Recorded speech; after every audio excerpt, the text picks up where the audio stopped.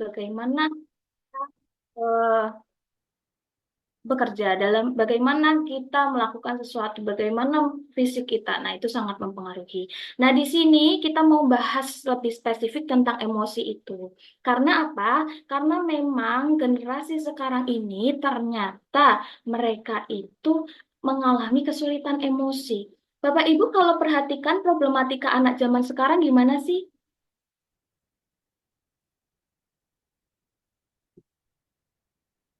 Anak zaman sekarang seringkali emosinya sering meledak-ledak ya. Ada banyak keluhan orang tua, anak saya kok tantrum, anak saya selalu marah, anak saya itu sulit mengendalikan emosinya. Apalagi ketika main HP, ketika HP-nya diambil, anak saya pasti marah-marah.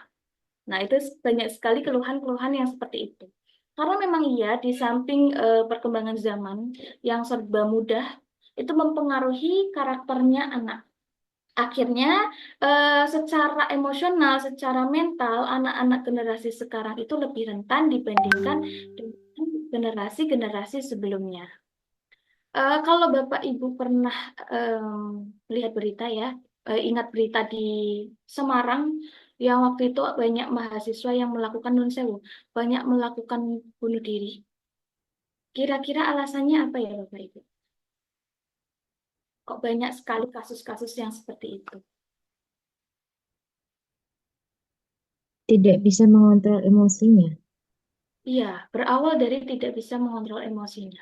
Dan ketika dilihat lagi, generasi sekarang itu kebanyakan mereka selalu mendapatkan segala kemudahan. Jadi, ketika mereka menghadapi suatu ancaman, suatu tantangan, mereka menganggapnya adalah suatu ancaman. Akhirnya mentalnya down, emosinya nggak stabil, dan mereka tidak sanggup untuk melanjutkan hidupnya.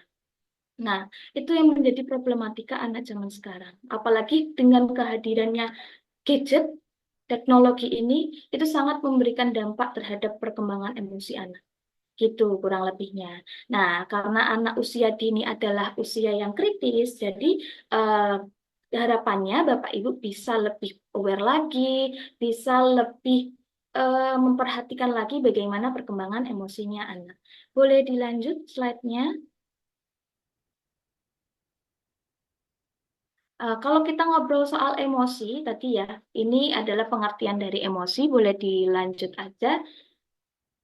Intinya adalah bagaimana kita merespon terhadap suatu hal. Itu yang namanya emosi.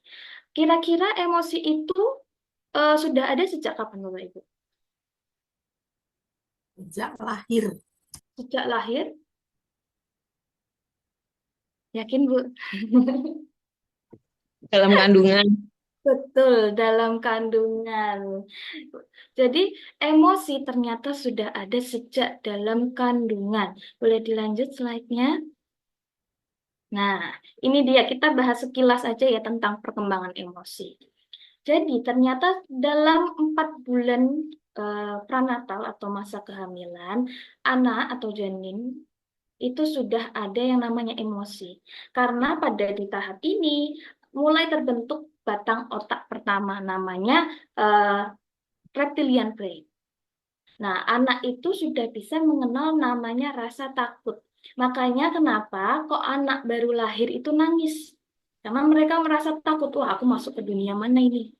Nah, kemudian nanti setelah anak itu lahir, emosi juga terus berkembang di samping dengan perkembangan otak lainnya. Ada batang otak kedua namanya mammalian brain. Nah, di sini sudah muncul emosi senang dan marah. Biasanya Bapak Ibu kalau perhatikan ya, anak usia 0 sampai 3 bulan itu pasti muncul senyuman pertama kali. Nah, itu menunjukkan emosi senangnya. Kemudian emosi marahnya itu ketika misal mereka lapar, diwujudkan dalam bentuk tangisan. Nah, kemudian lanjut nanti setelah usianya 6 bulan, perkembangan otaknya semakin pesat lagi. Jadi batang otak ketiga ini sudah mulai berfungsi yang mengatur ID atau nafsu.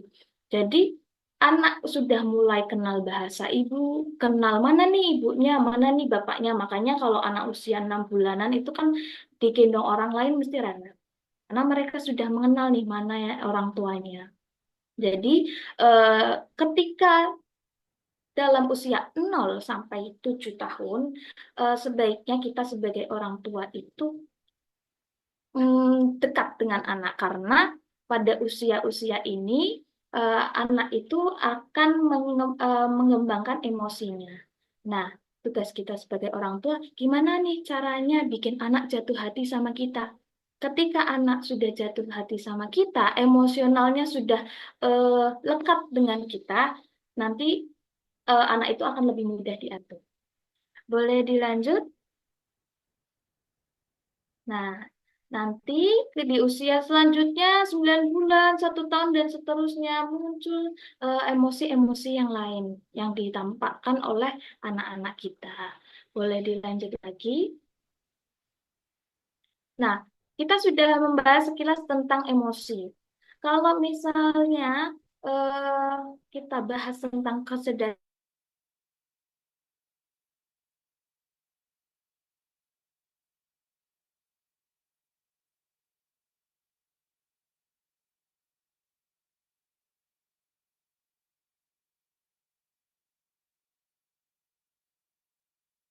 itu IQ ya, kecerdasan intelektual. Nah, di sini ada kecerdasan emosi. Jadi, eh, di samping ada IQ, kita juga ada EQ. Nah, ternyata kesuksesan seseorang itu lebih dipengaruhi oleh EQ ini. Tadi seperti pertanyaan saya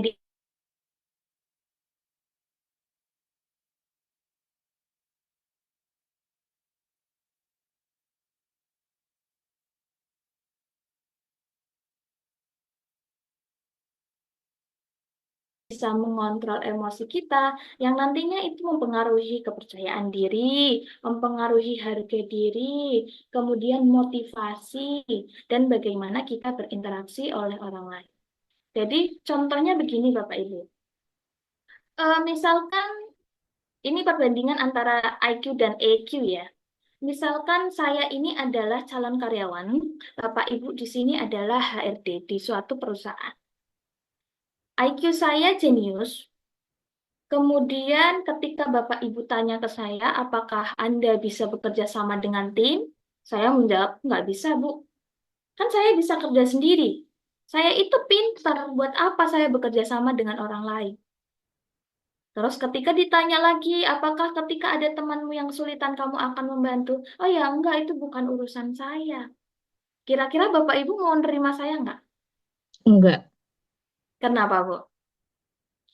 karena di perusahaan itu eh, yang bekerja kan tidak satu orang, tapi di situ tuh ada beberapa karyawan. Dan jika kita harus memenuhi suatu target, itu tidak bisa satu orang itu saja. Seperti itu. Jadi memang harus teamworknya harus kerja, kemudian apa namanya, gimana kalau dari salah satu tim itu pincang, kita harus membantu tim itu gitu. Betul sekali. Meskipun IQ saya jenius loh. Jadi gitu ya Bapak Ibu dapat gambarannya ya. Ketika walaupun sejenius apapun kita, kalau misalnya kita tidak bisa mengembangkan kecerdasan emosi kita, nggak bisa mengembangkan kemampuan kita dalam bersosial dan mengontrol emosi kita, efeknya ya luar biasa. Percuma nih jenius. Ibaratnya kan seperti itu. Jadi memang ada penelitian yang mengungkapkan ternyata kesuksesan seseorang 80%-nya dipengaruhi oleh kecerdasan emosi. Nah, IQ itu kira-kira ya sekitar 5%. Sisanya nanti dipengaruhi oleh lingkungan, pola asuh, dan lain sebagainya. Jadi, kalau misalnya kita masih punya pemikiran, wah anak saya harus IQ-nya bagus nih, biar dia sukses. Jadi, eh, mungkin kita ubah mindset-nya. Yang lebih mendominasi seseorang adalah kecerdasan emosinya. Nah, ini yang mau kita eh, pelajari hari ini. Jadi, kecerdasan emosi adalah kemampuan seseorang mengatur kehidupan emosinya dengan intelijensi dan kemampuan menjaga keselarasan emosi. Boleh dilanjut? Jadi, kecerdasan emosi itu ada beberapa bentuk. Nah, yang pertama adalah kesadaran diri. Kenapa kok kesadaran diri? Jadi ketika orang itu sadar dengan dirinya, kita sadar sama emosi kita. Hari ini perasaanku kenapa ya? Hari ini aku lagi seneng nih karena bisa ketemu Bapak Ibu di sini. Atau mungkin ketika habis nonton film sedih, aduh perasaanku sedih. Kita kenal emosi kita. Nah, permasalahannya anak-anak yang sering tantrum, anak-anak yang sering marah-marah nggak jelas itu, biasanya mereka belum kenal sama emosinya. Ketika ditanya, adik kenapa? Nggak tahu, sambil nangis. Kamu marah sama ini ya? Enggak. Ternyata anak itu mengalami kekecewaan, misal emosinya. Tapi dia nggak kenal. Jadi dia bingung, ini perasaannya apa ya? Akhirnya biasanya anak-anak cuma bisa ya nangis, marah, teriak-teriak mungkin. Itu yang bisa dilakukan oleh anak-anak. Nah, dari kesadaran diri, ketika kita sadar sama emosi kita, otomatis kita juga sadar sama potensi kita. Kita tahu, oh aku tuh mampu loh di sini. Oh ini aku kayaknya kurang bisa, jadi aku harus belajar. Jadi kita kenal sama diri kita sendiri. Biasanya anak-anak itu seringkali mereka merasa nggak mampu. Seringkali mereka merasa aku nggak bisa. Suatu, Bu Guru aku nggak bisa bantuin. Berarti anak ini masih belum punya kesadaran diri. Biasanya anak yang belum punya kesadaran diri itu, mereka belum dikenalkan, yang pertama. Dan yang kedua adalah kebiasaan terus diturutin nih, terus dibantu. Akhirnya jadi ketergantungan. Sehingga anak ini tidak bisa mengenali dirinya sendiri. Potensiku ada di mana sih? Gitu. Nah, untuk kesadaran diri, itu nanti pengaruhnya juga dalam pengaturan diri. Ketika kita sadar sama emosi kita, pastikan kita tahu bagaimana sih caranya kita meredakan emosi ini. Bapak Ibu kalau stres biasanya ngapain? Tidur. Tidur. Ada yang tim makan-makan di sini. Kalau stres langsung keluar nih jajan bakso, martabak gitu ya. Kalau mungkin ibu-ibu di sini kalau stres ada nggak yang tim shopping? Entah shopping langsung atau buka Shopee nih, langsung buka belanja, masukin keranjang. Kalau akhir bulan itu tambah stres karena nggak bisa check out. Atau mungkin kalau stres orang dewasa biasanya healing. Nah, kan nggak keren banget ya istilah healing ya. Padahal healing itu artinya apa sih Bapak Ibu? Healing, Hilangan pusing. hilangan pusing. Tingkatan ya Bu ya. Healing itu kan akhirnya artinya penyembuhan ya. Jadi orang-orang seringkali menggunakan kata healing itu aslinya itu orang berkedok healing berkedok pengen refreshing aja sih, pengen jalan-jalan. Jadi mungkin maksudnya untuk menyembuhkan jiwa-jiwa yang sakit. Jadi mereka pakai kata healing. Nah, ada berbagai cara kan yang bisa kita lakukan sebagai orang dewasa untuk mengatur diri kita sendiri, untuk meredakan emosi kita, untuk meredakan stres kita. Nah, ketika seseorang itu pertama tadi nggak sadar sama emosinya, otomatis dia juga kebingungan dalam mengatur diri.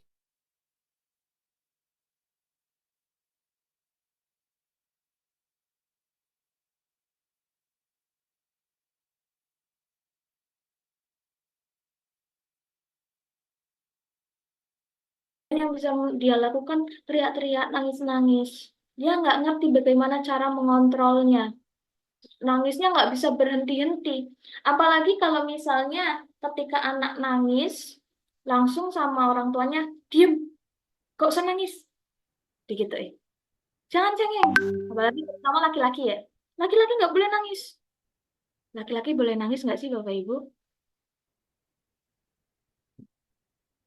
Di sini ada yang bapak-bapak, laki-laki boleh nangis nggak ya? Boleh. Boleh.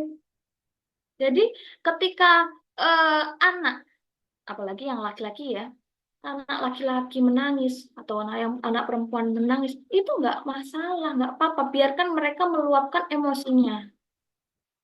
Nah, kalau misalnya kita terus ibaratnya dari kecil ya, disuruh stop, gak usah nangis, jangan cengeng, harus kuat dengan niatan hati ingin mengajarkan anak supaya mereka eh, bisa lebih kuat. Nah, tapi terus-menerus anak itu di ibaratnya di stop buat nangis, nggak dibiarkan dia meluapkan emosinya dulu. Nanti efeknya anak itu akan memendam perasaannya terus. Oh, aku nggak boleh nangis nih, aku nggak boleh nangis sampai dia dewasa. Sampai dia dewasa, dia terus memendam emosinya. Ketika ditanya sesuatu, dia selalu bilang nggak apa-apa. Nanti efeknya itu bisa ke fisik. Entah nanti eh,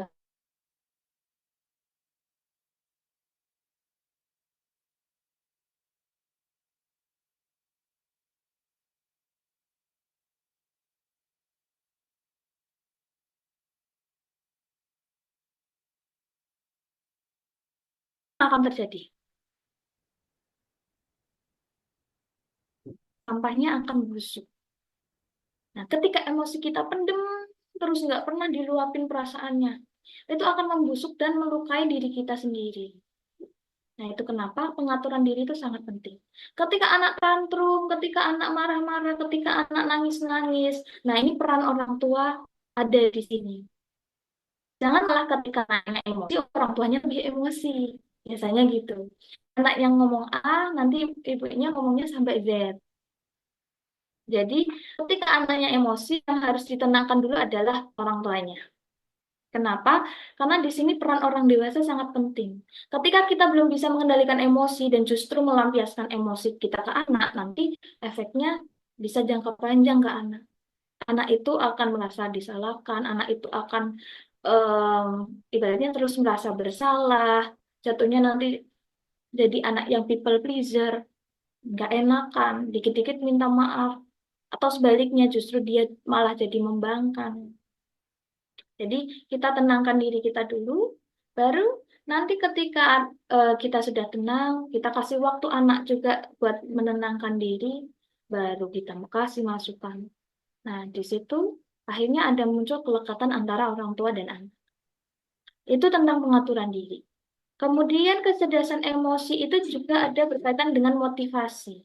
Nah, ketika kita sadar sama potensi kita tahu nih, oh aku mampu nih, aku bisa nih. Ketika aku dapat tekanan, aku bisa melakukan ini. Oke, aku bisa termotivasi buat melakukan A. Nah, akhirnya kan motivasinya ada. Biasanya orang yang kecerdasan emosinya kurang kan, aduh aku tuh nggak bisa ngapa-ngapain, ya udahlah aku rebahan aja, misalnya gitu. Ya udahlah aku nggak usah ngapa-ngapain, toh aku juga nggak bisa apa-apa. Selalu merasa kita nggak bisa, padahal kita belum coba. Nah, itu kan sangat disayangkan. Padahal sebenarnya kita punya potensi itu, tapi tidak kita manfaatkan kan sayang. Nah, itu. Kemudian empati. Nah, kecerdasan emosi itu juga berkaitan sama empati. Empati itu ketika kita merasakan apa yang dirasakan oleh orang lain. Jadi kita paham. Ketika ketika kita melakukan sesuatu, jatuhnya lebih berhati-hati. Oh, ketika aku ngomong A, orang lain sakit hati nggak ya? Kalau aku melakukan B, nanti efeknya apa ya? Jadi nggak ceroboh dalam mengambil keputusan. Anak ketika dia empatinya kurang, biasanya cenderung jadi anak yang egois. Cenderung ya. Biasanya perilakunya anaknya egois. Maunya diturutin terus.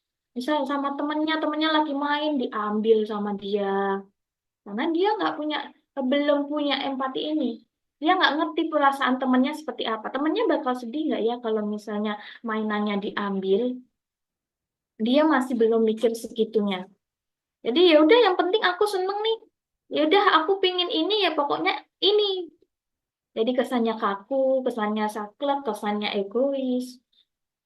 Padahal sebenarnya dia bisa loh, cuma belum di asah aja kemampuan dia juga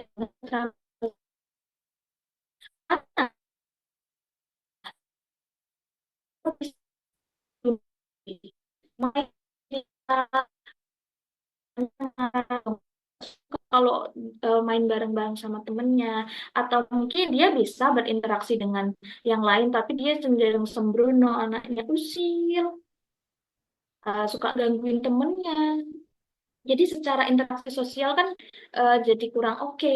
Teman-temannya merasa, aduh kalau aku main sama si A,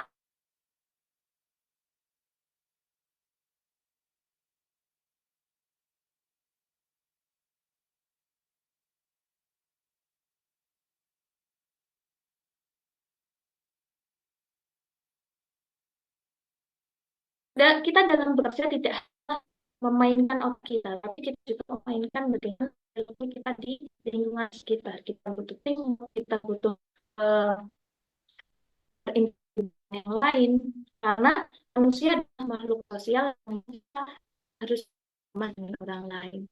Itu. Boleh dilanjut?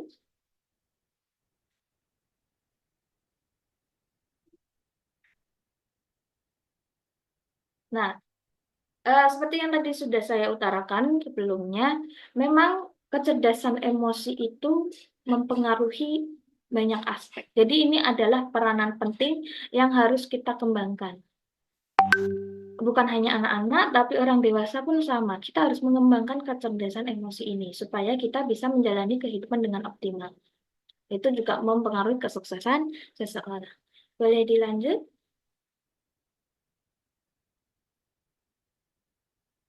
Nah, untuk faktor yang mempengaruhi emosi, kira-kira apa saja ya Bapak Ibu?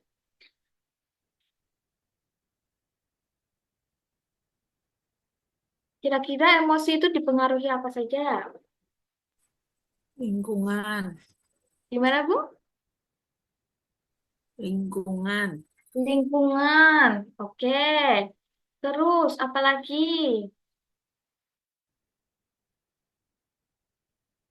Selain lingkungan. Kira-kira kesehatan seseorang mempengaruhi perkembangan emosi nggak, Bu, Pak? Iya, berpengaruh Iya, sekali. betul. Kesehatan sangat mempengaruhi emosi kita. Saya ambil contoh gini. Misalnya nih, Bapak Ibu lagi sakit gigi. Terus ada orang yang baru nggak bikin berisik sebenarnya, cuma ada suara yang membuat kita jadi terpancing emosinya. Berarti ngaruh ya antara eh, kesehatan kita dengan emosi kita. Atau mungkin ketika orang yang memiliki penyakit, biasanya mereka cenderung lebih sensitif. Makanya kita perlu hati-hati dalam eh, berbicara dengan orang-orang yang lagi sakit ya, karena mereka sensitif. Tadi juga sebaliknya, ketika kita sehat-sehat aja, tapi pas kita emosi itu juga bisa mempengaruhi fisik kita. Nah, itu. Jadi kesehatan fisik sangat mempengaruhi emosi. Kemudian apalagi? Tadi lingkungannya. Lingkungan mana sih yang paling mempengaruhi perkembangan emosi anak?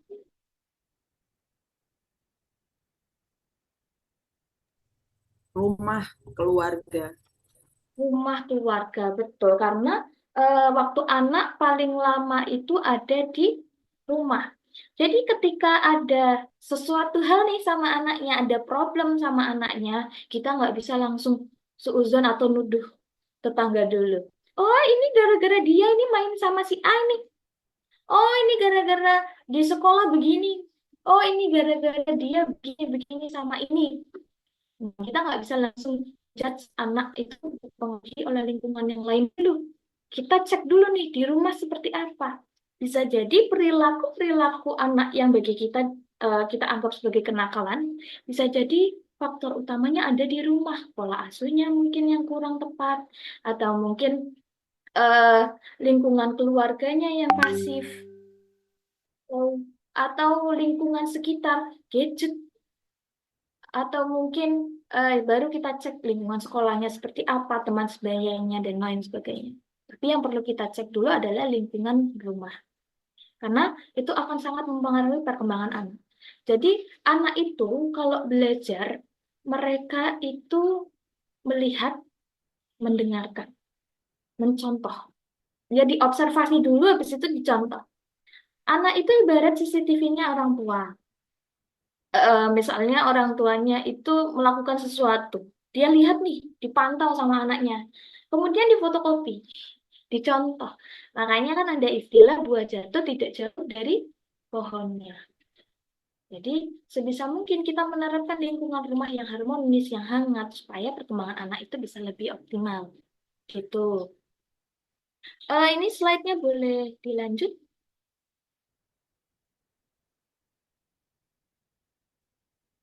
Oke. Nah, kemudian ini faktor-faktornya ya. Kemudian ada reaksi sosial terhadap perilaku. Itu berkaitan dengan lingkungan tadi. Jadi, misalnya begini, anak lagi menggambar. Kemudian dia mau nunjukin ke mama papahnya.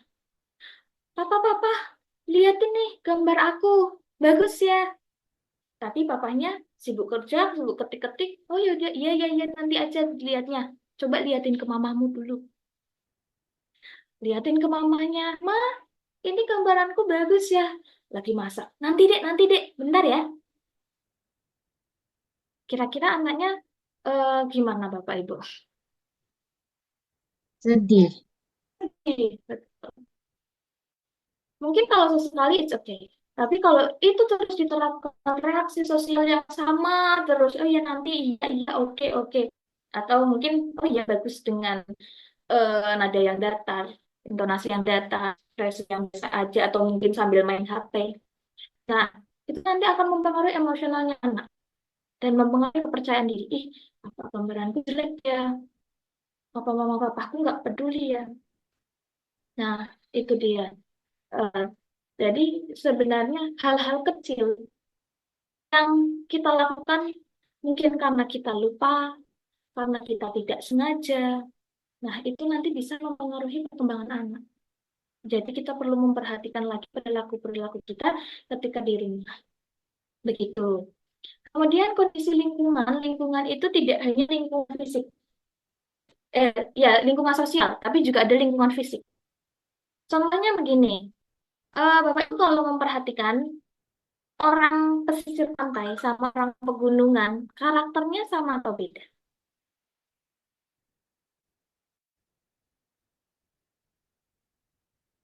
Orang pegunungan sama pesisir pantai, biasanya karakternya berbeda.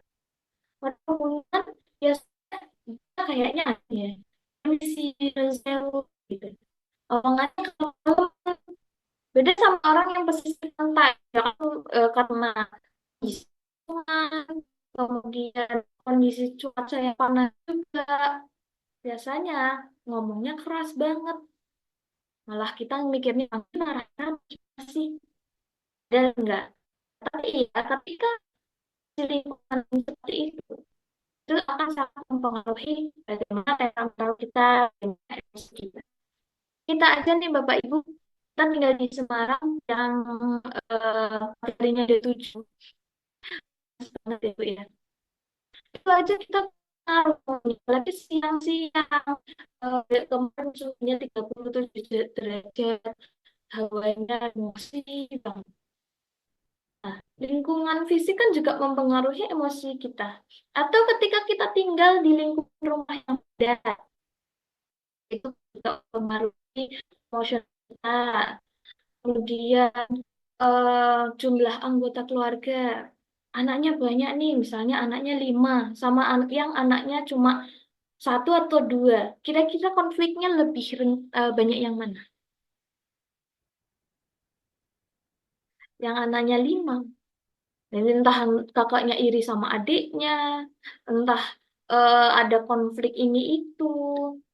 Nah, jadi itu juga bisa mempengaruhi emosional seseorang. Semakin banyaknya orang, semakin em, itu rentan terhadap konflik yang mempengaruhi emosi seseorang. Kemudian kondisi sosial ekonomi keluarga itu juga memberikan pengaruh dan cara mendidik anak. Nah, cara mendidik anak ini juga bisa menjadi faktor yang dominan. Boleh dilanjut slide-nya? Kalau kita ngomong-ngomong soal cara mendidik anak atau pola asuh, itu em, pasti tidak jauh dengan orang tua ya, Bapak Ibu ya. Mas Sewu, ini suara saya masih terdengar atau putus-putus? Karena jaringan saya ini kurang stabil. Terdengar. Oh, ya, baik. Terima kasih. Oke, saya lanjut. Jadi, em, Kalau kita ngobrol soal pola asuh, orang tua kan pasti memberikan yang terbaik untuk anak-anaknya. Sebelum kita ngobrol soal pola asuh, saya mau cerita dulu ya, Bapak Ibu. Ini ada sebuah cerita tentang manusia dan kepompong. Katakanlah ada anak namanya Rifda. Rifda ini lagi jalan-jalan di suatu taman. Kemudian dia lihat ada sekelompok kepompong yang udah jadi kupu-kupu. Tapi kemudian Rifda lihat nih ada satu kepompong yang dia kesulitan buat keluar. Akhirnya sama Rifda diambil gunting, kemudian dipotong kepompongnya. Sampai sini menurut Bapak Ibu tindakan Rifda betul atau salah? Salah. Kenapa Bu salah? Kan karena anaknya mau nolong, niatnya baik. Kenapa kok salah? Jadi kepompongnya nggak bisa berusaha sendiri untuk membuka. Nanti dia mempengaruhi proses pertumbuhannya, keluarnya. Oke, nanti mempengaruhi proses. Tapi ternyata ketika em, digunting, bisa kok keluar jadi kupu-kupu. Tetap salah, Bu.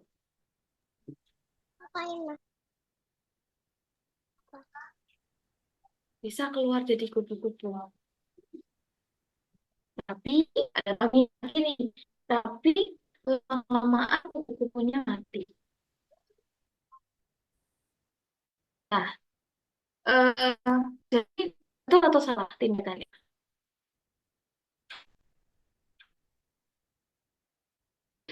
Tindakannya itu saya bilang itu 50-50. Betul versi anaknya, tapi salah versi si kupu-kupu. Jadi kan anak itu punya niat yang baik. Dia pengen bantu, dia pengen nolong. Dia melakukan apa aja sih, si kepompong biar selamat. Tapi ternyata niat baik dia itu versi kepompong. Nah, kita bisa kaitkan itu dengan pola asuh. Ibarat anak tadi adalah orang tua dan si kepompong adalah anak.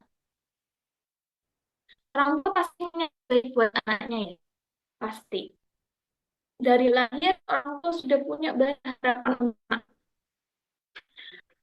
anak yang lahir. Semoga anakku bisa jadi anak yang bakti, anak yang soleha, anak yang sukses dan lain sebagainya. Wah,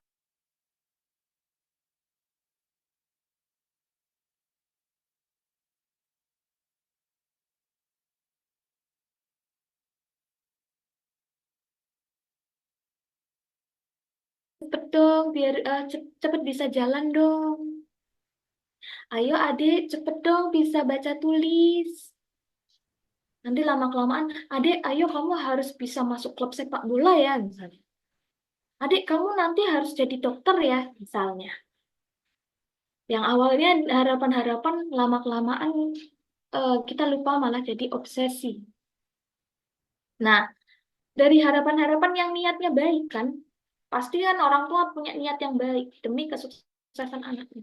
Tetapi ketika kita lupa niat baik kita menjadi obsesi, belum tentu efeknya juga baik ke anak gitu. Boleh dilanjut slide-nya?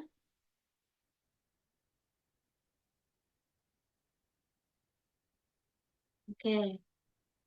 Nah, orang tua itu kan dalam mendidik anak serba bingung. Kita bingung. Bapak Ibu bingung nggak sih dalam mendidik anak? Bingung. Karena setiap anak itu unik. Anak satu sama anak yang lain berbeda. Pasti treatmentnya, pasti pola asuhnya, penerapannya pun berbeda. Antara anak pertama sama anak kedua beda atau sama Bapak Ibu biasanya? Beda. Beda.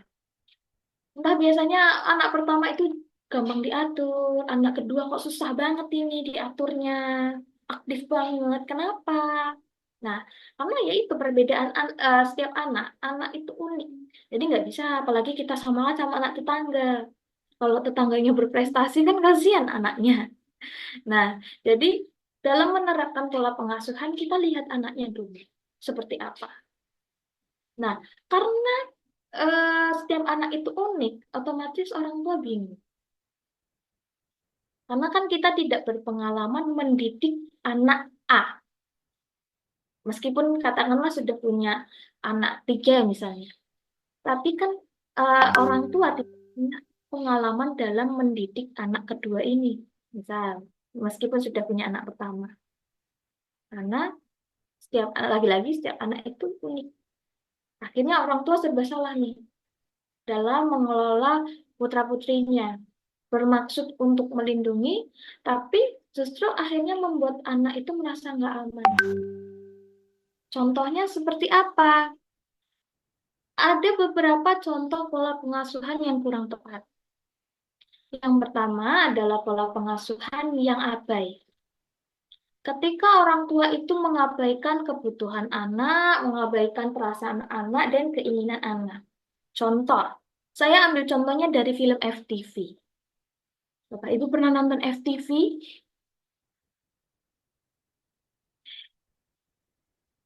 Kalau saya itu dulu korban FTV, Bapak Ibu. Dan zaman remaja itu sukanya nonton FTV di SCTV. FTV itu kan ceritanya tentang cinta-cintaan ya. Cinta antara anak orang kaya dan yang kurang kaya, misalnya gitu. Cintaku kepentok bakul cilok, biasanya kan yang kayak gitu-gitu, judulnya aneh-aneh. Nah, di sini saya nggak bahas tentang soal cinta-cintaannya, tapi saya fokusnya di cerita anak orang kaya di FTV. Nah, anak orang kaya di FTV itu biasanya gimana sih karakternya, Bapak Ibu? Kalau pernah nonton FTV ya. Kalau belum pernah, nanti saya kasih tahu ya. Jadi anak-anak orang kaya di FTV biasanya ceritanya dia itu suka semaunya sendiri, arogan. Mungkin ada beberapa kasus yang di FTV itu sukanya bully temennya atau ikut geng motor, biasanya kan gitu di FTV ya. Mereka selalu membuat onar gitu. Padahal dia anaknya CEO, anaknya anaknya direktur suatu perusahaan ternama, biasanya kan gitu. Kira-kira alasan anak ini melakukan hal-hal yang bikin onar tadi, alasannya apa, Bapak Ibu? Meskipun secara kebutuhan dia itu sudah dipenuhi sama orang tuanya, secara kebutuhan finansial, mungkin kebutuhan fasilitas sudah terpenuhi. Tapi kenapa kok anak ini masih bikin masalah?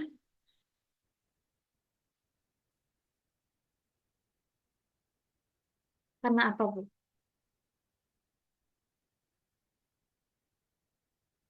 Kira-kira karena apa? Kurang perhatian, Bu. Iya, kurang perhatian. Biasanya yang di FTV itu mereka melakukan ya kita sebut kenakalan ya, melakukan kenakalan atau bikin masalah ini karena dia ingin dapat perhatian dari orang tuanya. Kalau di FTV biasanya kan anak itu bikin masalah sampai dibawa ke kantor polisi misal. Nah, nanti kan orang tuanya baru datang. Nah, karena orang tuanya baru datang atau baru nongol ketika dipanggil sekolah atau mungkin kalau di FTV sampai kantor polisi. Nah, itu akan dilakukan anak berulang kali. Oh, ternyata orang tua aku baru memperhatikan aku ketika aku bikin masalah. Ya udah, aku bikin masalah di sekolah, bolos mungkin, bikin ulah mungkin, dan lain sebagainya. Nah, di situ kan berarti anak itu tidak hanya butuh soal materi saja. Anak kita juga butuh perhatian, butuh kasih sayang, butuh lo main bareng sama mama papahnya. Itu. Ada kalau kita terapkan ke anak-anak TK ya, saya pernah mendapati kasus anak ini dia itu selalu bikin masalah. Secara bahasanya dia juga kurang sopan, kemudian dia sukanya ngerusain mainan, gangguin temennya.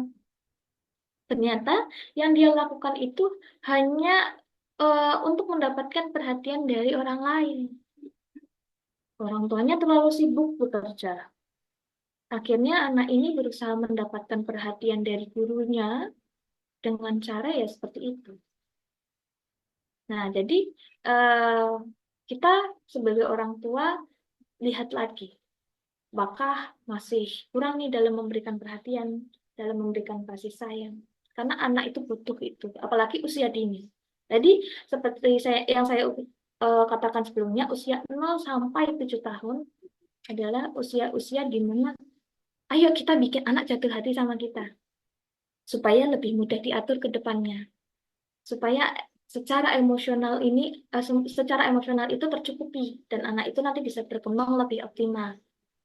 Jadi anak itu dalam belajar sebenarnya kan berawal dari mendengarkan, kemudian dia nanti melihat, kemudian nanti dia meniru. Makanya lingkungan keluarga itu sangat berperan. Apa yang sering anak dengar? Ketika orang tua sering memberikan eh, masukan yang positif, memberikan apresiasi dengan intonasi yang lembut dan ramah, kemudian dengan raut muka, lewat penglihatan dengan raut muka yang eh, baik, yang senang gitu, itu akan mempengaruhi emosional anak.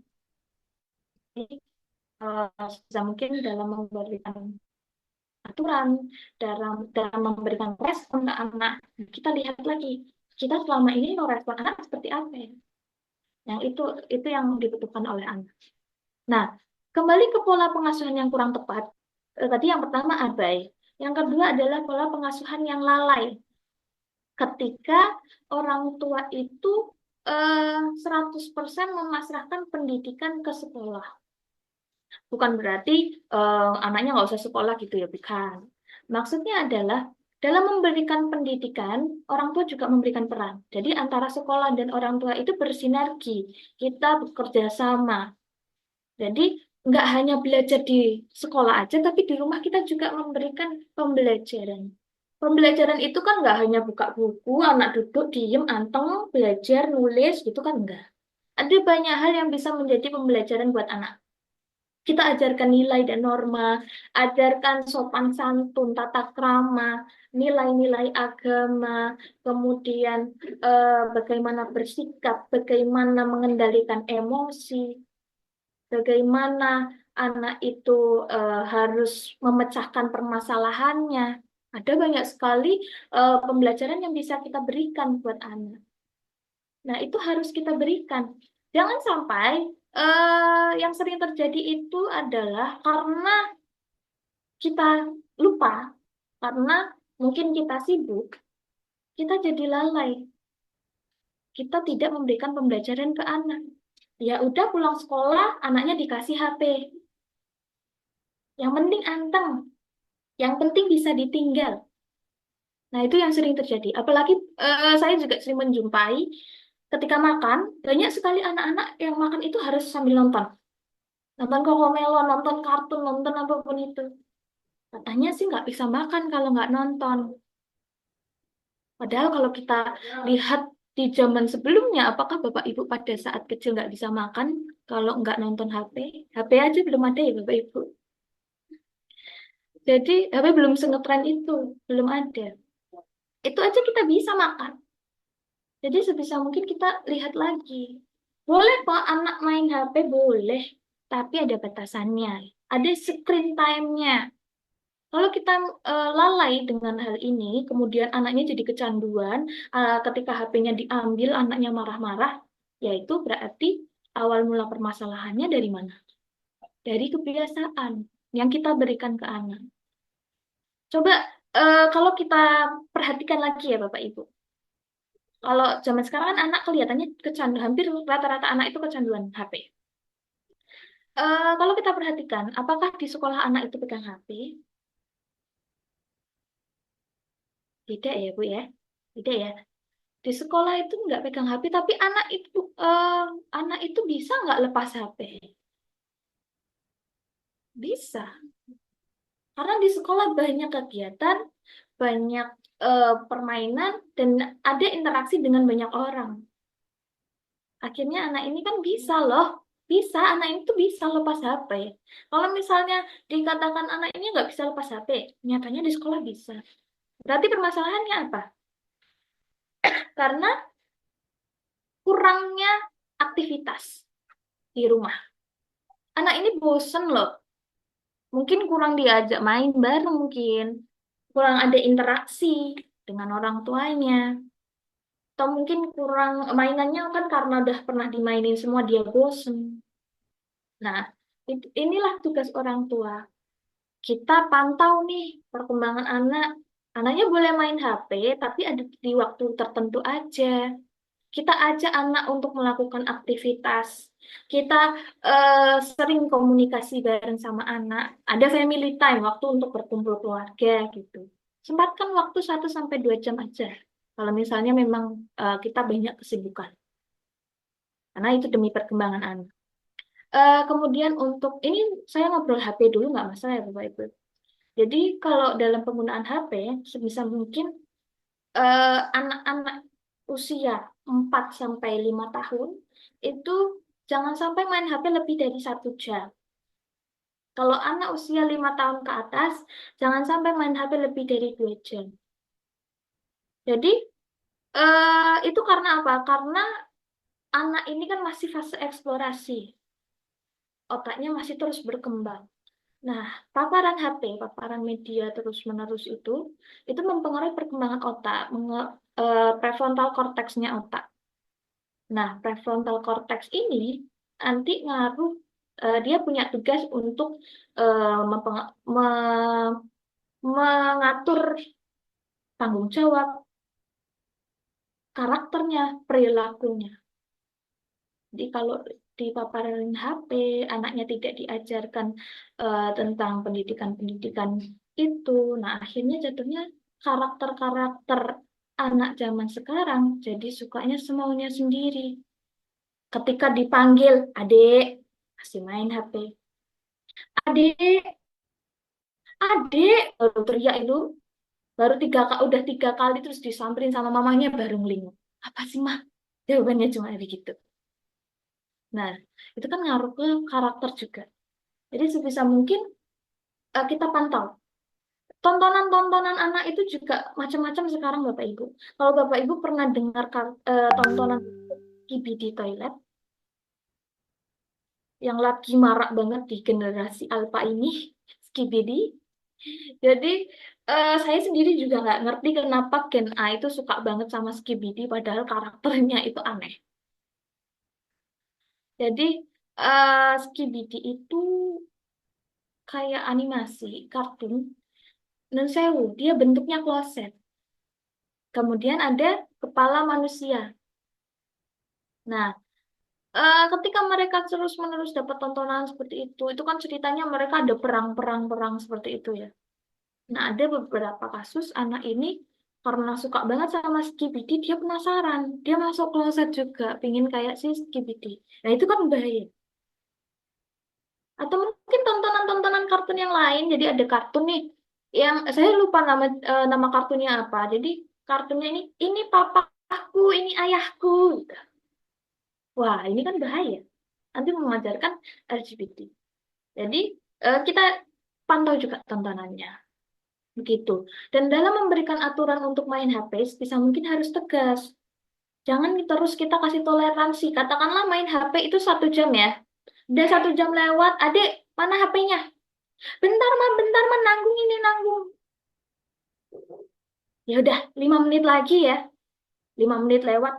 Ini hampir selesai, ini hampir selesai ini. Terus begitu. Kira-kira waktu main HP-nya 1 jam apa sampai HP-nya mati? Sampai HP-nya mati ya. Bukan 1 jam lagi namanya. Karena kita terus menoleransi itu. Dan itu menjadi suatu kebiasaan. Ketika menjadi suatu kebiasaan, nanti kan akhirnya jadi karakternya anak. Akhirnya susah diatur. Kenapa kok anak saya memberontak terus sih? Ya karena terus ada toleransi. Jadi perlu ada ketegasan tapi tetap dengan kelembutan. Gitu. Itu pola asuh yang lalai. Yang ketiga adalah pola pengasuhan yang berlebihan atau lebay lah bahasanya ya. Over. Ketika orang tua itu em, kita terlalu memiliki banyak ekspektasi. Jadi kita mengabaikan kesiapannya anak. Contoh, ada ini kasus anak itu disleksia. Disleksia itu gangguan belajar spesifik dalam membaca yang otomatis juga disgrafia dalam menulis. Yang kalau nulis, kalau lihat B jadi D. Kalau D nanti nulisnya kayak L, kebalik-balik gitu. S-nya kebalik. Nulis angka 2-nya kebalik.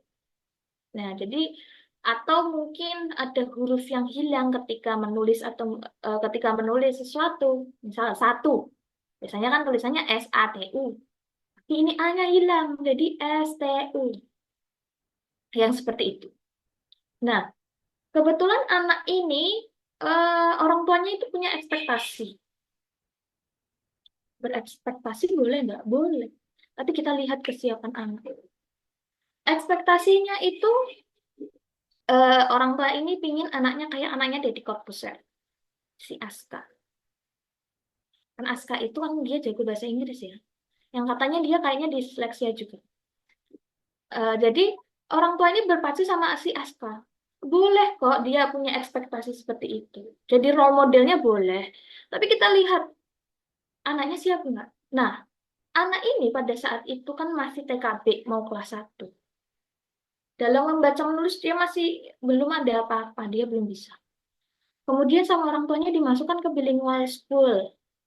Jelaskan bahasa Inggris, les sempoa, les mapel, dan lain sebagainya. Saya nggak mempermasalahkan soal lesnya.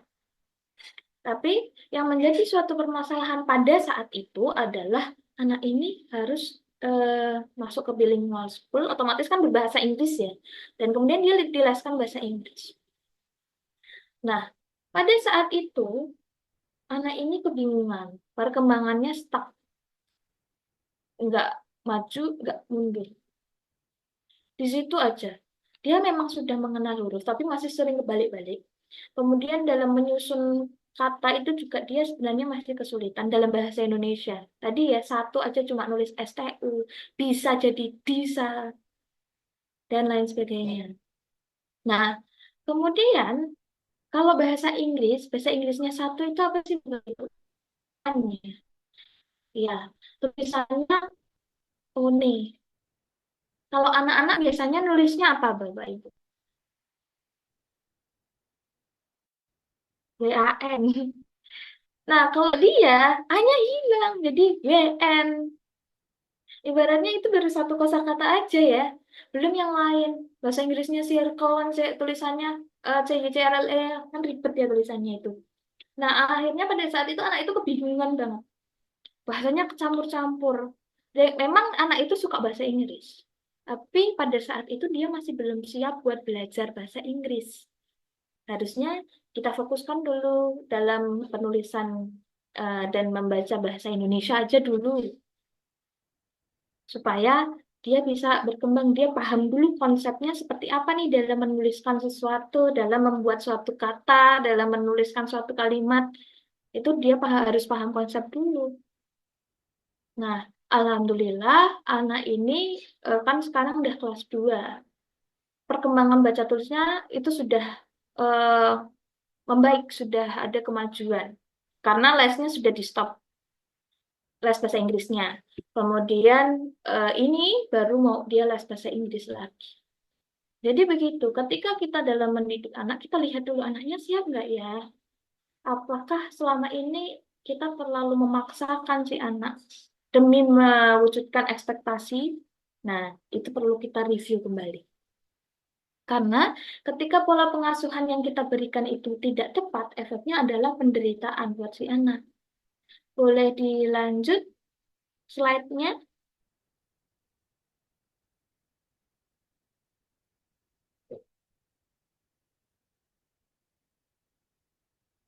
Boleh dilanjut slide-nya? Jadi ketika anak itu seringkali dimanipulasi ya, dalam istilahnya orang tua itu memberikan pola pengasuhan yang tidak tepat, efeknya adalah penderitaan. Dilanjut aja langsung. Boleh lagi.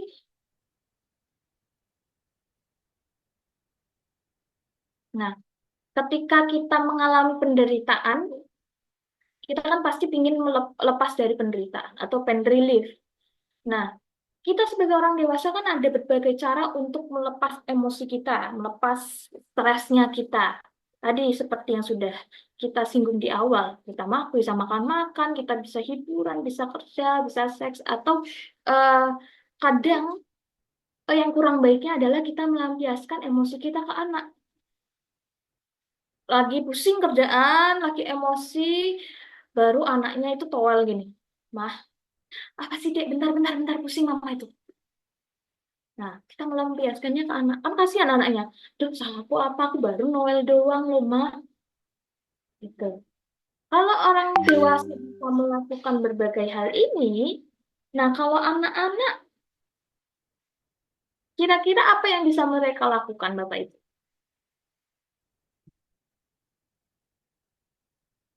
Kalau anak-anak, mereka bisa apa untuk melepaskan stresnya mereka?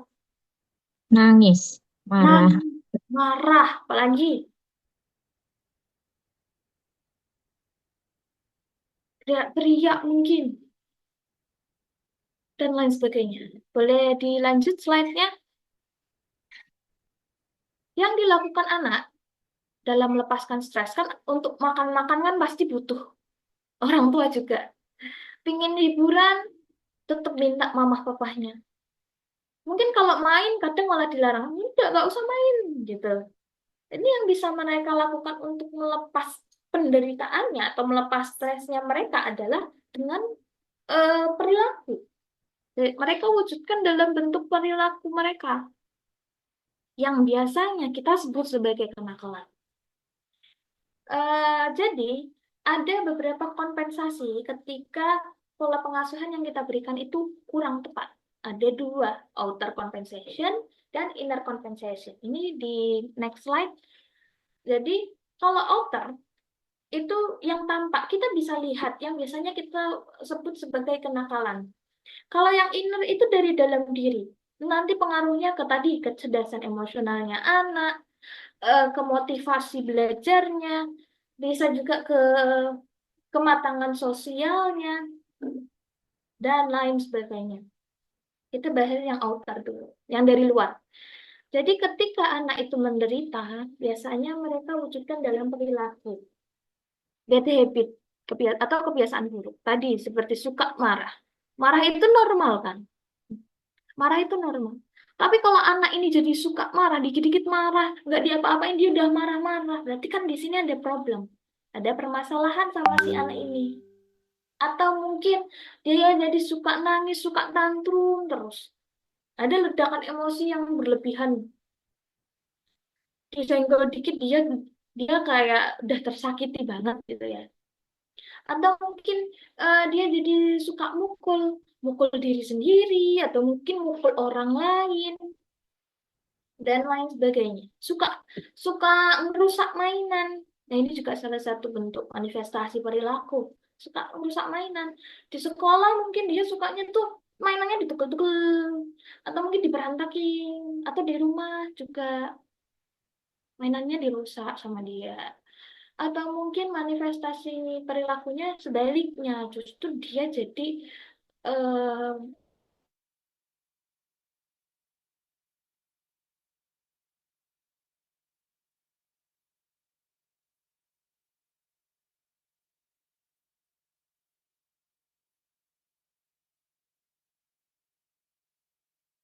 ini lalu misalnya mukul temennya. Orang tuanya bingung, mana saya nggak mungkin seperti itu. Anak saya nggak mungkin bikin onar di.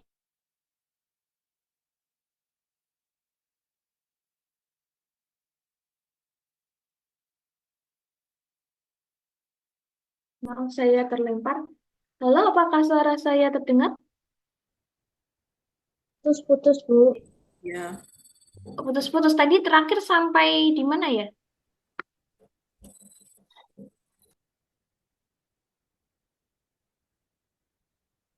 Halo? Terakhir saya berbicara sampai tentang apa? Biar saya ulangi kembali.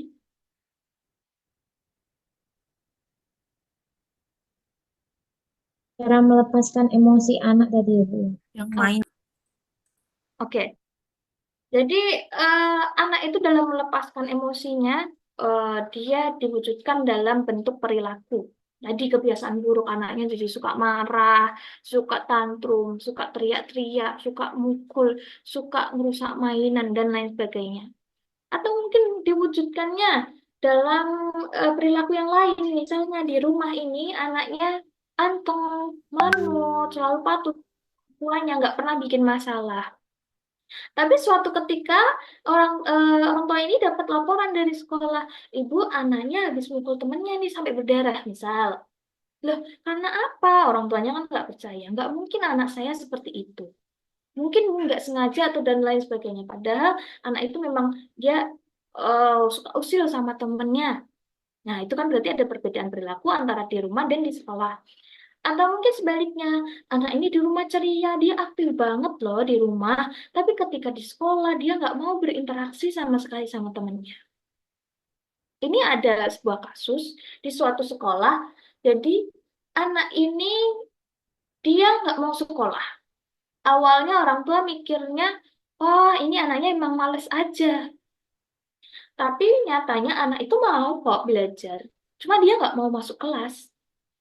Akhirnya setelah eh, dicari tahu anak ini mau belajar, tapi dia nggak mau berinteraksi sama teman-temannya. Dia nggak mau kumpul dalam satu ruangan sama teman-teman, apalagi sama yang lawan jenis. Katanya risih, katanya nggak suka aja gitu. Nah, berarti kan permasalahannya anak ini nggak mau sekolah karena dia ada permasalahan sama pembelajarannya, tapi ternyata sama lingkungan sosialnya. Yang dia di rumah itu ceria banget, tapi di sekolah nggak mau nih berinteraksi sama yang lain. Ada permasalahan secara sosial. Ternyata ketika di rumah, anak ini tinggal dititipin ke neneknya. Orang tuanya sibuk bekerja semua. Kemudian sama ibunya ini nggak dekat. Dan dia cuma main sama saudaranya yang laki-laki. Kebiasaan itu, dia mainnya sama laki-laki terus. Jadi jarang interaksi sama perempuan, sama neneknya pun jarang. Jadi akhirnya membuat anak ini dia nggak suka berinteraksi sama lawan jenis. Pada saat itu akhirnya sekolahnya sampai ngumpulin anak belajar bareng sama temannya. Awalnya dia nggak mau, sampai dia harus belajar di depan pintu, saking nggak mau berinteraksi. Wah, kalau seperti ini kan ada permasalahan berarti sama si anak. Kalau terus-menerus dilanjutkan seperti itu, takutnya jadi gangguan. Yang awalnya biar kelihatannya, oh masalah sepele, nggak apa-apa. Tapi ketika dibiarkan, itu bisa menjadi sebuah gangguan. Takutnya nanti jadi gangguan antisosial mungkin. Atau mungkin sosiopat. Atau mungkin dia jadi kenyamanannya sama yang sesama jenis terus. Nah, itu kan juga tidak baik. Jadi, ternyata permasalahannya itu, ya itu, karena dia tidak mendapatkan perhatian dari orang tuanya, yang pertama.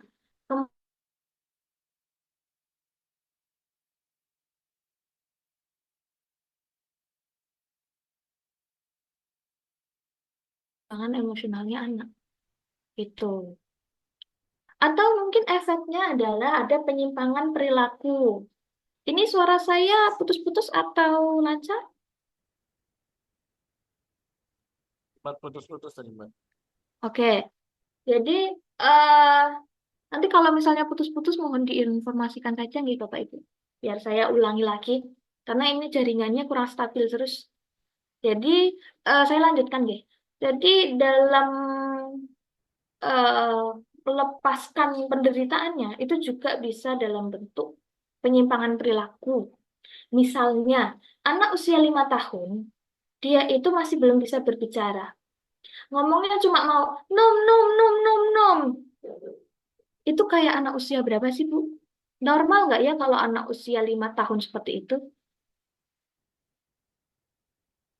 Cuma nom, minta minum itu nom, nom, nom, nom. Normal nggak Bapak Ibu?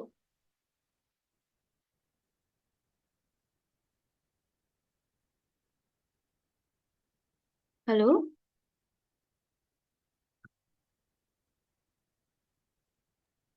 Mbak. Suara saya masih terdengar? Mbak.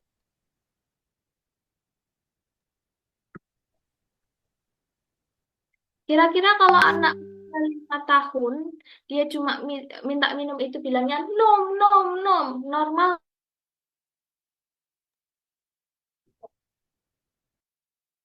Enggak.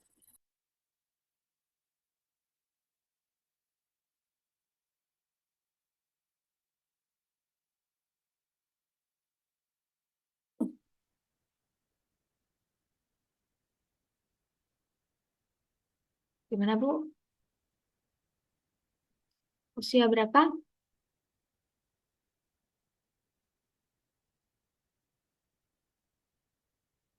Itu seperti usia berapa?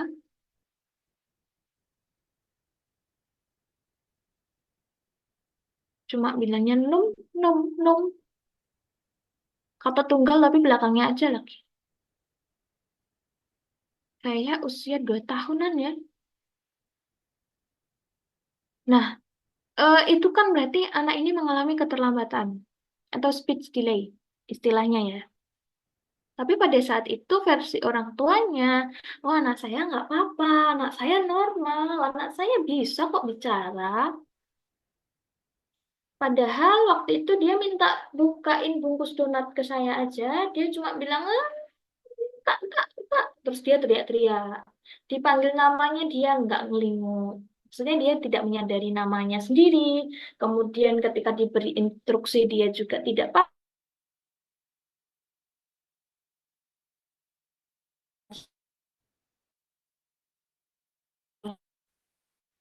Padahal itu, eh, kalau bisa bisa bilang bisa bisa bilang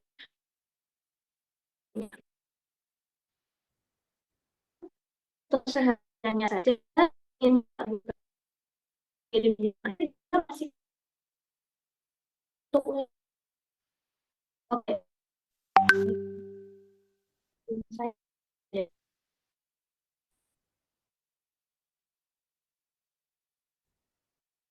jadi kalau ini masih kesulitan dalam berkomunikasi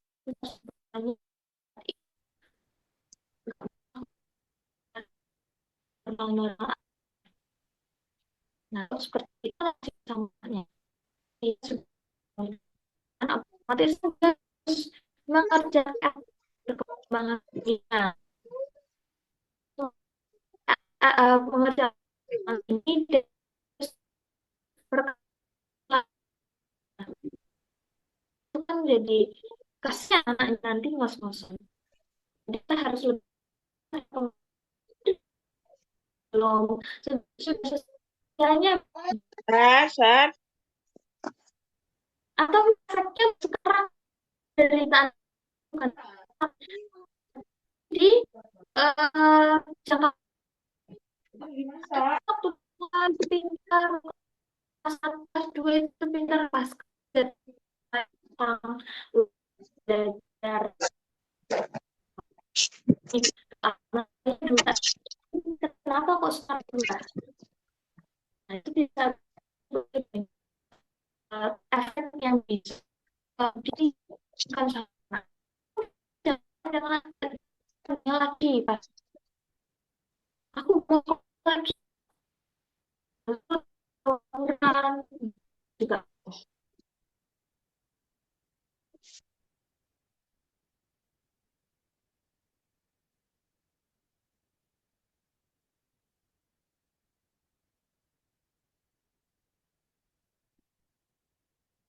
di next slide.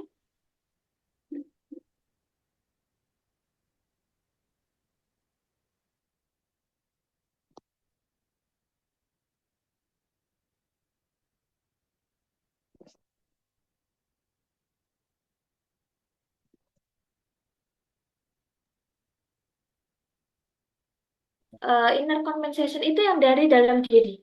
Tadi berkaitan dengan kecerdasan emosinya anak. Ya bisa nggak dalam berperilaku sama sih, nanti kaitannya juga dalam perilaku juga. Kemudian kematangan sosialnya tadi, IQ-nya juga, motivasi belajarnya juga. Nah, terus apa yang harus dilakukan orang tua? Yang harus dilakukan orang tua adalah tadi, pertama adalah kita harus paham perkembangan anak. Usianya berapa sih dia itu? Usianya 5 tahun. 5 tahun anak ini harusnya sudah bisa bicara berapa kosakata ya? Minimal ada 4 sampai 5. Kalau masih kurang, oh berarti ini masih perlu distimulasi lagi. Atau Mbak.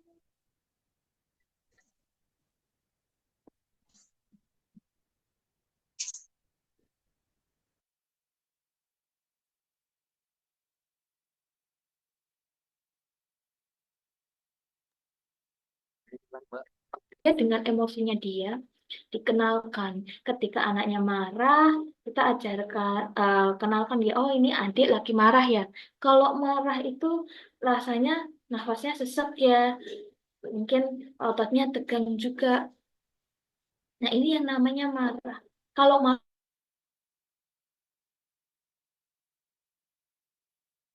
diri, sambil dipeluk anaknya. Atau dengan berbagai cara. Pasti orang tua tahu cara yang terbaik untuk eh, menenangkan anaknya. Nah, kemudian setelah kita tahu emosi, kita juga harus cek nih perkembangan fisiknya juga. Anaknya sudah sesuai belumnya seperti anak-anak seusianya, apakah gizinya masih belum tercukupi?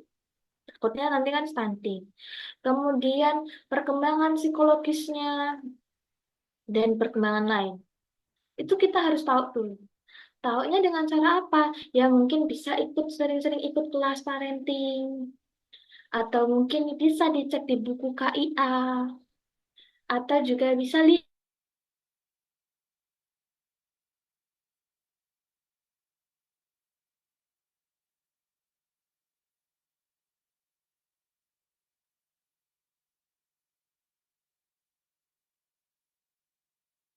kita tahu nih, asuh. Oh ternyata itu masih yang perlu diperbaiki. Mungkin selama ini saya terlalu memberikan eh, cinta yang terlalu banyak ke anak. Akhirnya anak saya ketergantungan, misal. Jadi perlu ada bumbu-bumbu memberikan pola pengasuhan. Jangan terus karena aduh kasihan, aduh nanti dia gimana, jadi kalau kita saking sayang sama anak, yang akhirnya tentunya ngaruh ke perilaku anaknya, jadi manja suka soalnya sendiri seperti raja kecil di rumah. Maunya ngatur tapi nggak suka diatur. Atau mungkin em, saya terlalu memberikan eh, proteksi yang berlebihan. Saya terlalu memberikan kontrol yang berlebihan. Akhirnya anak saya dia jadi bangkang, atau mungkin dia jadi patuh, tapi dia ketakutan gitu. Nah, itu kan juga kurang oke. Jadi dicek lagi pola pengasuhannya, kemudian dievaluasi. Nah, evaluasi kan bukan hanya evaluasi anaknya, orang tuanya juga perlu dievaluasi. Jadi dalam perkembangan anak, terutama dalam membentuk kecerdasan emosi pada anak, intinya adalah kita bikin anak itu jatuh hati dulu sama kita tadi. Gimana caranya? Bentuk kedekatan. Ya. Jadi orang tua harus ibaratnya ada tercipta hubungan yang lekat dengan anak, terutama di usia 1 sampai 3, 1,5 sampai 3 tahun itu kan masa-masa anak itu membentuk trust ke orang tua. Sampai seterusnya ya tetap ada kedekatan, tetap orang tua memberikan kontrol, memberikan kasih sayang yang seimbang. Gitu. Kurang lebih seperti itu. Apakah ada yang mau ditanyakan? Monggo ini bisa dibuka sesi tanya jawab terlebih dahulu, Ibu.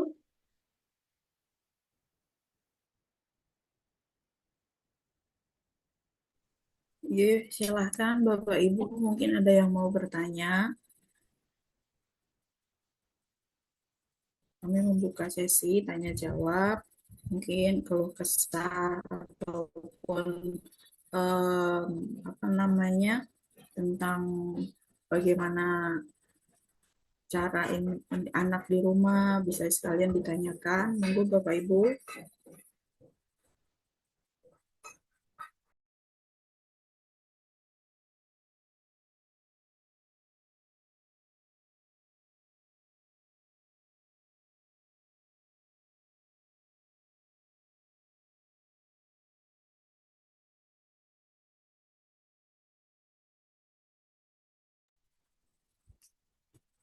Monggo Bapak Ibu kalau ada yang mau bertanya, sharing-sharing aja, mungkin pengalamannya atau mungkin ada suatu hal yang bikin penasaran atau bingung dari materi yang sudah saya jelaskan tadi, monggo.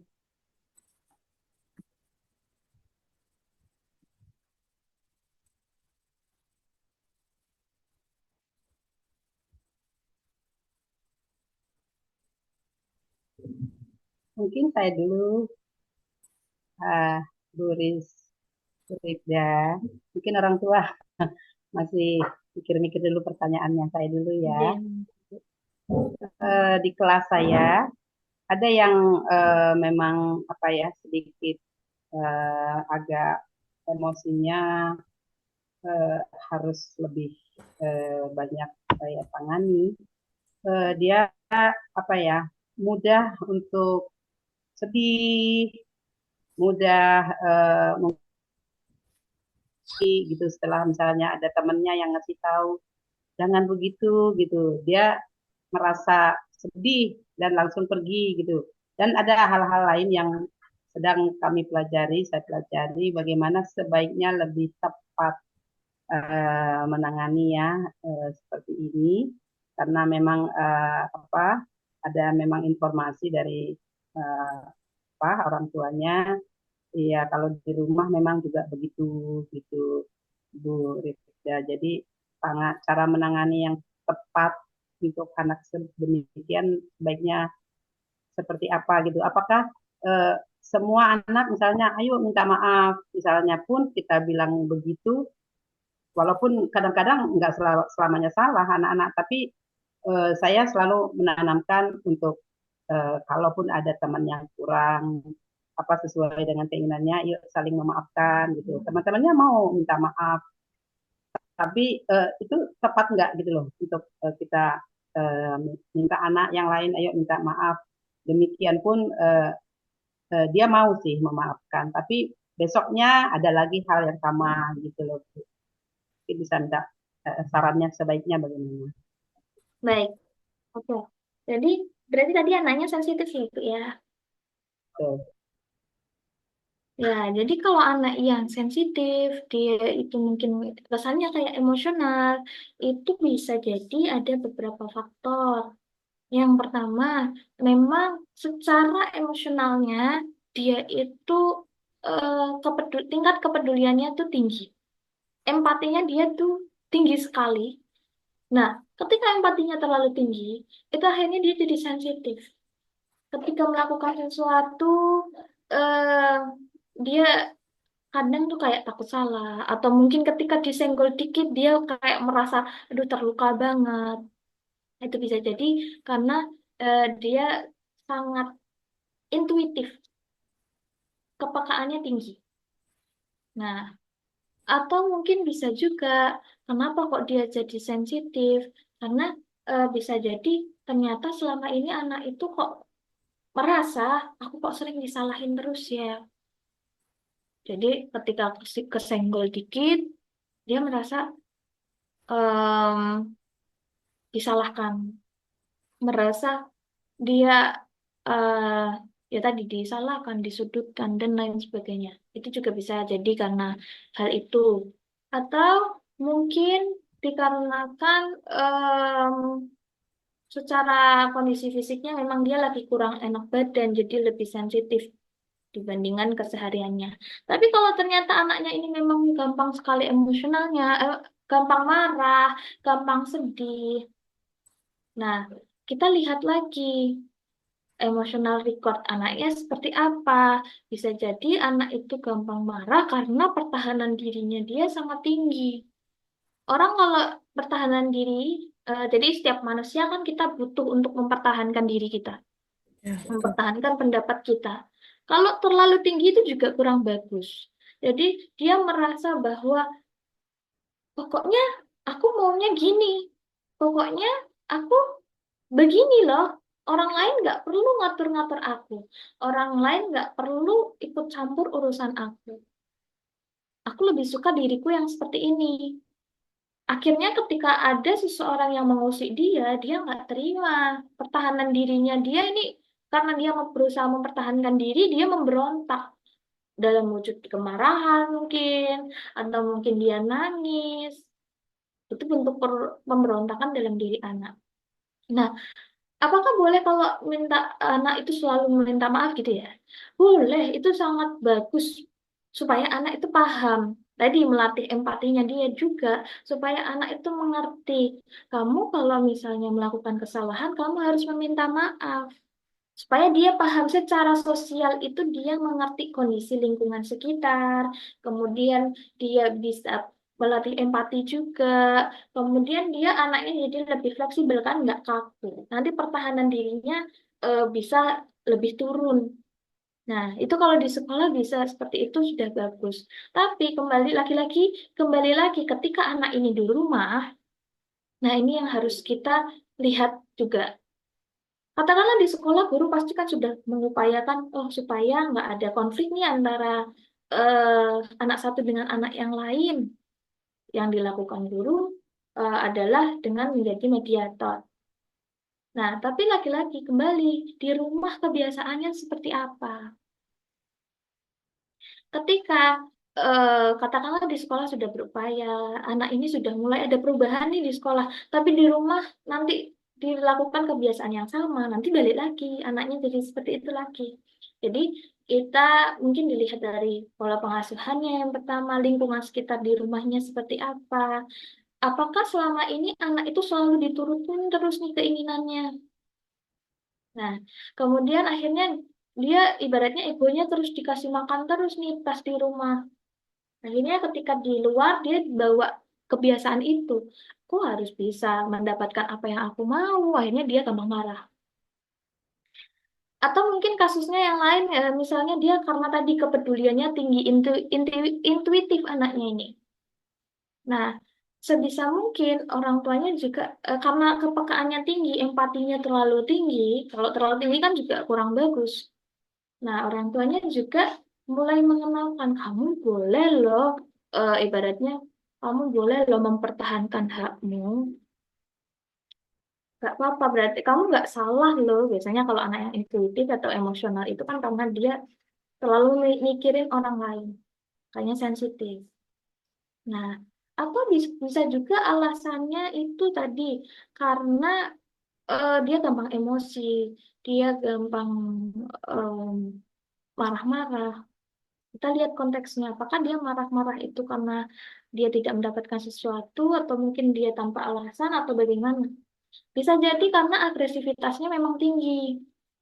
Jadi anak, setiap manusia kita kan punya energi.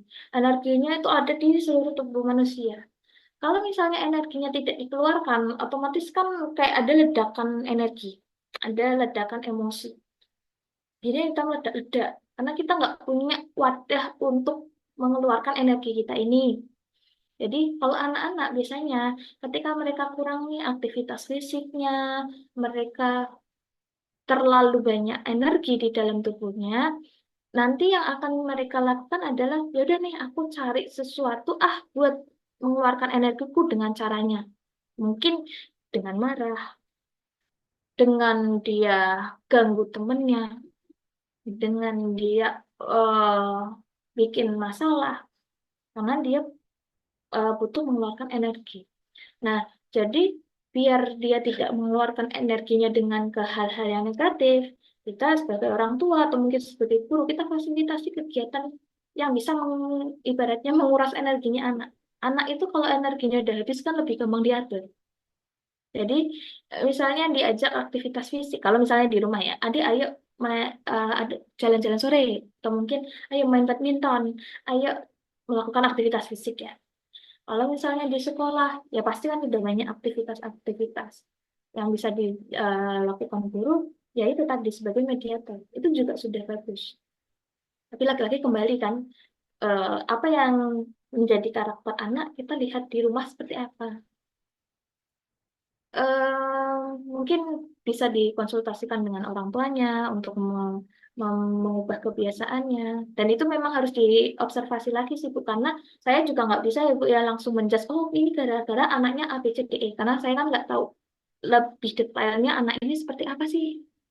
Nah itu saya harus cari tahu dulu. Mungkin dengan asesmen psikologi itu juga bisa supaya tahu, oh ternyata anak ini kok gampang marah karena alasannya misalnya tadi karena kepekaannya dia tinggi sekali. Akhirnya dia sangat sensitif, kesenggol dikit dia nggak terima. Atau justru sebaliknya dia pertahanan dirinya, egonya tinggi nih.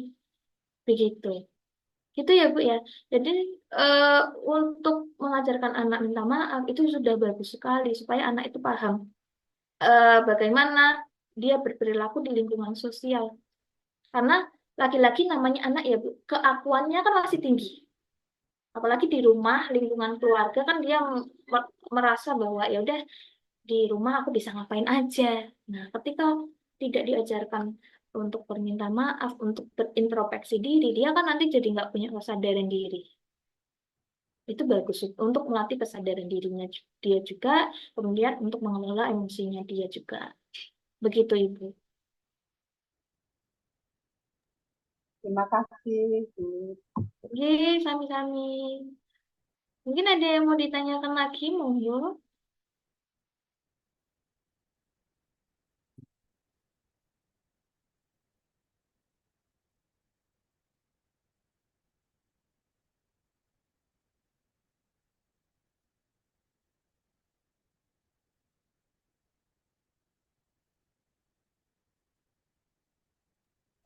Misalkan ya, kalau sudah tidak ada, nggak apa-apa dilanjut karena udah jam 11 lebih. Oke. Berarti kalau sudah ada tidak ada pertanyaan, ya oh, mungkin cukup sekian. Sebelumnya saya juga izin untuk menawarkan nih Bapak Ibu, mungkin bagi Bapak Ibu yang ingin tahu perkembangan anaknya di Lembaga Grahita Indonesia, kita juga ada jasa asesmen psikologi. Mungkin kalau Bapak Ibu berkenan, nanti asesmen psikologinya itu kita bisa bekerja sama dengan sekolah, ya Ibu. Kalau diperbolehkan, nanti mungkin pendaftarannya nanti kita bisa sharekan lewat sekolah atau mungkin kalau Bapak Ibu mau lewat pribadi ke saya itu juga boleh. Jadi untuk asesmen psikologi ini itu untuk mengetahui perkembangan anak. Kita tahu IQ yang pertama, kemudian kita juga tahu perkembangan emosional anaknya seperti apa. Tadi ya, untuk karakternya, agresivitasnya, pertahanan diri, kepedulian, otonomi, atau kemandirian, ketergantungan, dan banyak aspek yang lain. Nah, dari situ nanti kita bisa tahu bagaimana sih pola pengasuhan yang harusnya kita terapkan di rumah. Kemudian kita juga tahu dominasi kerja otak. Anak kan pasti masing-masing ada yang dominasi kerja otaknya otak kanan, ada yang dominasi kerjanya otak kiri. Biasanya anak otak kanan, mereka lebih fleksibel nih, lebih luas, suka berimajinasi. Kalau anak otak kiri biasanya mereka sukanya terstruktur, kaku biasanya. Nah, itu kan juga mempengaruhi pembelajarannya. Atau mungkin bisa juga kita lihat pola belajarnya. Pola belajarnya ternyata eksperimen. Katakanlah pada saat itu ada anak yang dia tuh nggak mau belajar. Ternyata gaya belajarnya dia itu nggak sesuai nih. Misalnya sama kalau di rumah diajarinnya misalnya harus baca buku atau harus bagaimana. Ternyata dia nggak suka dengan metode yang seperti itu. Dia pakainya metode yang uji coba gitu. Atau mungkin kita juga bisa lihat efektivitas belajar. Oh, anak itu belajarnya ternyata tergantung mood. Anak ini ternyata belajarnya tergantung siapa tutornya. Anak ini belajarnya ternyata tergantung eh, medianya. Macam-macam efektivitas belajar itu. Dan juga kita bisa melihat kepribadian anak. Itu data-data yang dikeluarkan. Untuk biayanya itu 175.000 Bapak Ibu. Itu hasil asesmen input dengan konselingnya. Jadi monggo kalau misalnya Bapak Ibu ada yang berkenan untuk teskan anaknya. Jadi tes psikotes ini tidak hanya untuk anak-anak bermasalah, tapi anak normal sekalipun kita butuh tahu supaya kita bisa tracking nih perkembangannya seperti apa. Itu ya Bapak Ibu, nanti kami sharekan penawarannya lewat sekolah biar nanti diinfokan kembali ke Bapak Ibu, atau mungkin bisa menghubungi saya langsung juga diperbolehkan. Jadi setelah asesmen nanti juga ada sesi konseling. Kurang lebih begitu saja. Terima kasih atas waktu yang telah diberikan. Saya mohon maaf apabila ada kesalahan dalam bertutur kata maupun berperilaku. Semoga apa yang kita pelajari hari ini bisa bermanfaat untuk kita semua. Amin. Terima kasih. Wassalamualaikum warahmatullahi wabarakatuh. Saya kembalikan ke Miss Tania. Oke, terima kasih Bu Rifdayu, sangat luar biasa sekali materinya pagi hari ini. Juga untuk mam semua. Untuk selanjutnya, itu apa pengumuman ya Miss ya? Silahkan Miss Vita. Baik, beberapa pengumuman, Mam masih ini ya, masih audio dan kamera ya. Minta perhatian ya, Mam. Ada beberapa pengumuman penting bagi kita. Di bulan November ini akan diadakan outing kelas ya untuk anak-anak KB, TKA, dan TKB yang akan dilaksanakan pada tanggal hari Kamis 28 November ke Museum Perjuangan Mandala Bakti Jalan Sugio Pranoto, depan Tugu Muda. Jadi hari Kamis 28 November ya, Mam, untuk kita persiapkan anak-anak kita. Yang kedua, pengumuman yang kedua, dalam rangka, silahkan Mister.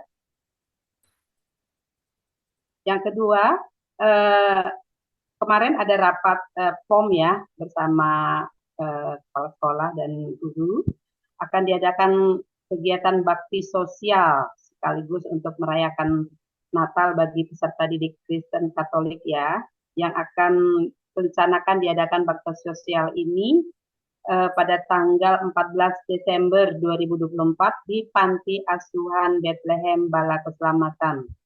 Jadi tahun ini kita mengadakan bakti sosial. Jadi terkait dengan kesepakatan tersebut, semua orang tua KBTK Pelita Bangsa diharapkan untuk bisa berpartisipasi terlibat dalam kegiatan bakti sosial ini dalam berbentuk donasi. Jadi Bapak Ibu orang tua murid dapat mengisi jumlah donasinya yang ada di Google Form yang nanti akan di-share di setiap kelas ya. Jadi mohon orang tua bisa memberi donasi untuk kegiatan bakti sosial ini yang akan dikumpulkan sampai pada hari Rabu 4 Desember. Acara kegiatan ini rencananya kita akan memberi sembako ya, sembako, terus konsumsi makan siang bagi siswa, guru, dan semua pengurus panti dan peserta panti asuhan di sana, dan memberi goodie bag untuk anak-anak dan juga biaya-biaya transportasi lainnya. Jadi dari orang tua ada kontribusi sebesar 4 juta lebih. Nanti akan di-share lebih jelas lagi di kelas ya. Jadi mohon bisa mengisi form yang akan dibagikan nanti. Penerimaan murid baru kita sudah memulai di periode November-Desember ini. Jadi akan ada potongan uang pangkal 50% bagi anak-anak yang akan mendaftar di bulan November-Desember.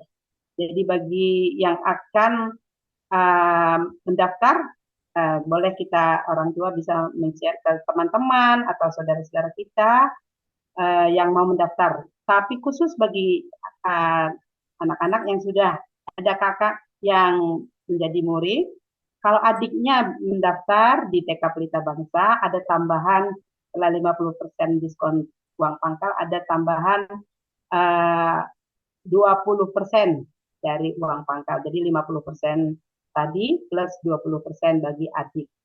Dan bagi orang tua yang bisa merekomendasikan sekolah TK Pelita Bangsa, bagi teman-teman ada reward ya, 100.000 bagi para orang tua yang bisa merekomendasikan sekolah kita bagi teman atau para saudara-saudara untuk kita bisa dapat reward.